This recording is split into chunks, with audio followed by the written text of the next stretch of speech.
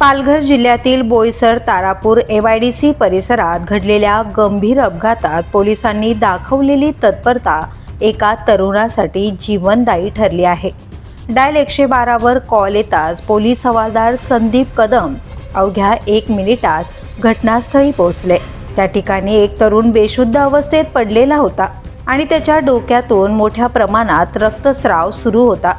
परिस्थिती अत्यंत गंभीर असताना संदीप कदम यांनी क्षणाचाही विलंब न करता जखमीला तात्काळ खासगी वाहनातून रुग्णालयात हलवले।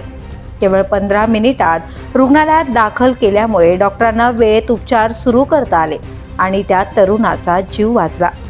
जखमी तरुणाची ओळख 26 वर्षीय रितेश यादव अशी झाली असून त्याच्या डोक्याला टाके पडले आहेत आणि हाताला फ्रॅक्चर आहे।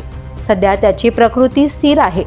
या संपूर्ण कारवाईत वरिष्ठ पोलीस निरीक्षक सुनील जाधव आणि त्यांच्या पथकाचे मार्गदर्शनही महत्त्वाचे ठरले। या तात्काळ प्रतिसादामुळेच मदत कार्य वेगाने पार पडले। घटनेनंतर रितेशच्या कुटुंबियांनी पोलिसांप्रती कृतज्ञता व्यक्त करत पोलीस आमच्यासाठी देव बनून आले अशी भावनिक प्रतिक्रिया दिली। दरम्यान नागरिकांनी आपत्कालीन परिस्थितीत डायल 112 सेवेचा त्वरित वापर करावा असे आवाहन पोलिसांकडून करण्यात आले आहे। एक कॉल वेळेत मदत पोहोचवू शकतो आणि एखाद्याचे आयुष्य वाचवू शकतो।